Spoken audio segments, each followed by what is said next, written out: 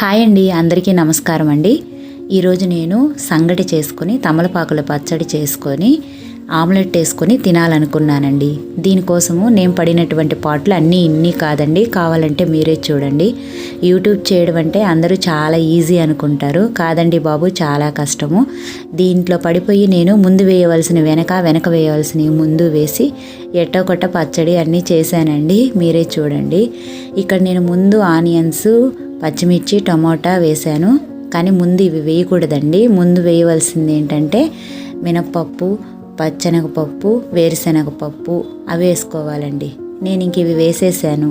ఇంక ఇప్పుడు ఏం చేయాలి, ఇవి వేసేసాను కదా, ఇంకేం చేయాలని అని ఆలోచించుకొని నేనేం చేశానంటే ఇవి వేగినవి కాస్త తీసి పక్కన పెట్టేసి దాంట్లోనే మళ్ళీ ఆయిల్ వేసేసి ఆ పప్పులన్నీ వేసుకొని అవి బాగా వేగిన తర్వాత తమలపాకులు కూడా వేసేసుకొని ఆ పచ్చడి చేయాలని అనుకున్నానండి. ఇలా ఉంటాయండి యూట్యూబ్ తోటి కష్టాలు. ప్రాపర్ ప్లానింగ్ కనుక లేకపోయి ఉంటే నాలాగే ఇబ్బంది పడాల్సి వస్తుందేమోనండి. మరి చూడండి నేనేం చేస్తున్నాను, మీకు కూడా నవ్వు వస్తుందేమో. ఇప్పుడు అవి పక్కన పెట్టుకున్నాను కదా, ఇప్పుడు దాంట్లోనే కొంచెం ఆయిల్ వేసేసి ఈ పప్పులన్నీ వేసేసాను. తర్వాత దీంట్లోనే ఇవి కాస్త బాగా వేగాలి. ఇవి వేగిన తర్వాత దీంట్లోనే నేను తమలపాకులు కూడా వేసేస్తాను. ఇవి కూడా బాగా వేగాలండి. వేగిన తర్వాత తీసి పక్కన పెట్టుకోవాలి. అప్పుడు మాత్రమే మనము పచ్చడి చేసుకోవాలి, వేగకుండా చేయకూడదండి. ఇకపోతే ఇక్కడ నేనేం చేస్తున్నానంటే ఆమ్లెట్కి రెడీ చేసుకుంటున్నాను. దానికోసము పచ్చిమిర్చి, ఆనియను, కొత్తిమీర, పసుపు, ఉప్పు, కారం అన్నీ వేసేసి ఫస్ట్ చేత్తో దాన్ని బాగా కలుపుకుంటున్నానండి. దాన్ని బాగా కలుపుకున్న తర్వాత ఎగ్స్ కట్ చేసి వేస్తున్నాను. కొంచెం 2 drops వేయాలండి. వాటరు ఎక్కువ వేసుకోకూడదు. అప్పుడు వాటర్ వేస్తే చాలా బాగుంటుందండి. నేను ట్రై చేసి చూశాను, అందువల్లే నేను మీకు కూడా చెప్తున్నానండి. ఆమ్లెట్ చాలా బాగుంటుంది, కానీ వాటర్ మాత్రం ఎక్కువ వేయకూడదు. ఇది కలిపి పక్కన పెట్టేసుకున్నాను. ఇక పచ్చడికి అంతా చల్లారిపోయింది కాబట్టి ఇంకా పచ్చడి కూడా నేను తయారు చేసేసుకుంటూ ఉన్నానండి. అదేవిధంగా నేను సంగటికి కూడా పొయ్యి మీద వేసేసుకున్నానండి. సో ఇప్పుడు ఈ రెసిపీ అంతా తయారు చేసుకుంటూ ఈరోజు మీకు నేను చదివినటువంటి న్యూస్ పేపర్లో వచ్చినటువంటి దాన్ని మీకు తెలియజెప్పాలని అనుకుంటున్నానండి. ఈరోజు ఏం చెప్పాలనుకుంటున్నానంటే ఒక బిడ్డ కోసము, అందులోనూ ఆడబిడ్డ కోసము ఆ తల్లి పడినటువంటి కష్టాలు, ఆ తల్లి చేసినటువంటి సాహసం, ఆ విషయాలన్నీ మీతో షేర్ చేసుకోవాలనుకుంటున్నానండి. ఈరోజు మీకు తన కూతురు కోసము ఆ తల్లి చేసినటువంటి సాహసాన్ని తెలియజేస్తున్నానండి. పాకిస్తాన్ అంటే మనందరికీ తెలిసిందే కదా, స్త్రీల స్వేచ్ఛ పైన అక్కడ విపరీతమైనటువంటి ఆంక్షలు ఉంటాయని. అట్లాంటి దేశంలో ఒక మహిళ పురుషుల్లాగా మారి తన బిడ్డ కోసము ఏ విధంగా జీవిస్తుందో నేను పేపర్లో చదివానండి. అది నాకు చాలా ఇన్స్పైరింగ్గా అనిపించి మీకోసం ఈరోజు చెప్తున్నానండి. ఈమె లాహోర్కి చెందినటువంటి ఆమండి. ఈమె పేరు ఫర్హీన్ అనమాట.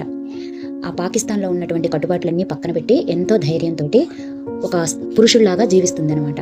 ఆమె కూతురు పేరు రిడా జహ్రా. ఈమె తన కూతురు కోసమే ఈ విధంగా మారవలసి వచ్చిందనమాట. లాహోర్లోని అనార్కలి బజార్లో ఈమె సొంతంగా ఒక షాప్ని నడుపుతూ ఉంది. అట్లాగే మారువేషంలో పురుషుల్లాగా మారి ఒక ట్యాక్సీ కూడా నడిపి ఆమె జీవనం అనేది సాగిస్తూ ఉంది. ఈ విధంగా జరగడానికి కారణం ఏంటంటే 2016లో ఆమె తల్లిదండ్రులకు ఆమెకి ఇష్టం లేనటువంటి పెళ్లి చేశారనమాట. ఆమె గర్భవతిగా ఉన్నప్పుడే ఆ భర్త ఆమెను వదిలేసి వెళ్ళిపోయాడు. ఇంకేం చేస్తుంది, తల్లిదండ్రులు చూస్తే ఒక మారుమూల ప్రాంతంలో ఉన్నారు, ఈమె చూస్తే ఒక చోట ఉంది. ఇక అక్కడ ఉన్నటువంటి దగ్గరలోని హాస్పిటల్కి వెళ్ళి ఆమె డెలివరీ అయిందనమాట. హాస్పిటల్ యాజమాన్యానికి ముందుగానే ఒకవేళ నేను చనిపోయినట్లయితే ఈ బిడ్డను నా తల్లిదండ్రులకు అప్పగించండి అని కోరుకుందనమాట. కానీ భగవంతుడి దయ వల్ల ఆమె బ్రతికింది.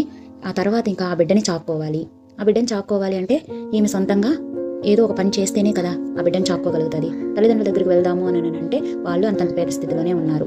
అందువల్ల ఈమె సొంతంగానే ఏయో చిన్న చిన్న వ్యాపారాలు అవి చేయడము స్టార్ట్ చేసిందనమాట. కానీ ఒక మగతోడు లేనటువంటి స్త్రీ ఈ సమాజంలో బ్రతకాలి అంటే పురుషుల నుంచి ఎలాంటి వ్యతిరేకతలు ఉంటాయి అనేది మనందరికీ కూడా తెలిసిందే కదా. వాళ్ళ ద్వారా అనేక రకాలవన్నీ అనుభవించాలి. కాబట్టి ఇక్కడ ఈమె కూడా ఈ ఫర్హీన్ కూడా అలాంటివి ప్రాబ్లమ్స్ అన్నీ కూడా ఫేస్ చేసింది. ఇక ఆ పురుషుల బాధలన్నీ తట్టుకోలేక ఆమెకి ఏం చేయాలో అర్థం కాక బాగా ఆలోచించి ఆమె ఒక నిర్ణయానికి వచ్చింది. ఇంక అంతే, బార్బర్ షాప్కి వెళ్ళి నీట్గా క్రాఫ్ట్ చేపించేసుకొని, బట్టల షాప్కి వెళ్ళి ఒక టీషర్టు ప్యాంటు కొనుక్కొని అవి వేసేసుకొని వచ్చేసిందనమాట. వాటిని ఉపయోగించి ఒక చిన్న షాప్ని ఏర్పాటు చేసుకొని ఆ షాప్ రన్ చేస్తూ బ్రతకసాగిందనమాట. ఈమె కథనాన్ని హ్యూమన్స్ ఆఫ్ లాహోర్లో రాశారు. ఆమె ఎదుర్కొంటున్నటువంటి కష్టాలు తెలిసాక ఎంతోమంది ఆమెకు సహాయం చేసేందుకు ముందుకు వచ్చారు. ఎందుకంటే పాకిస్తాన్ వంటి దేశంలో ఒక పురుషుల్లాగా బ్రతకాలి అంటే ఆషామాషి కాదు కదండి. అలాంటి దేశంలో ఆమె ఆ కష్టాలను ఎదుర్కొని మళ్ళీ మహిళ కాస్త పురుషుల్లాగా బ్రతుకుతుందంటే అందరూ కూడా ఎంతో మెచ్చుకున్నారు. ఆమెకి అనేక వైపుల నుంచి దాదాపుగా ఒక 2 లక్షల రూపాయల విరాళం కూడా అందాయన్నమాట. వాళ్ళ ప్రస్తుతము ఆమె వాళ్ళ కూతురుతో ఒక హాస్టల్లో జీవిస్తూ ఉండింది.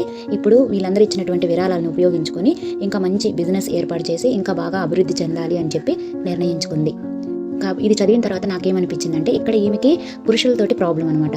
ఆ ప్రాబ్లాన్ని ఎలా ఫేస్ చేయాలి అని ఆలోచించుకొని ఒక ఉపాయాన్ని ఆలోచించుకుంది. పురుషులతోటే ప్రాబ్లం కదా, కాబట్టి ఆ పురుషుల్లాగే మారి నేను జీవనాన్ని సాగిస్తే నాకు ఎటువంటి ప్రాబ్లమ్స్ ఉండవు అని చెప్పి ఈమె ఆలోచించుకునింది అనమాట. కాబట్టి మనకు కూడా ఎటువంటి క్లిష్ట పరిస్థితులు ఏర్పడినప్పటికీ ఏదో ఒక ఆలోచన, ఏదో ఒక పరిష్కార మార్గం ఉంటుంది అని ఇది చదివిన తర్వాత నాకు అర్థమైందండి. దానిని ఈరోజు మీతో తెలియజేశానండి. నా టాపిక్స్ కనుక నచ్చినట్లయితే నన్ను సపోర్ట్ చేయండి. బాయ్ అండి. మళ్ళీ మరో మంచి టాపిక్ తోటి రేపు మళ్ళీ మీ ముందుకు వచ్చేస్తానండి.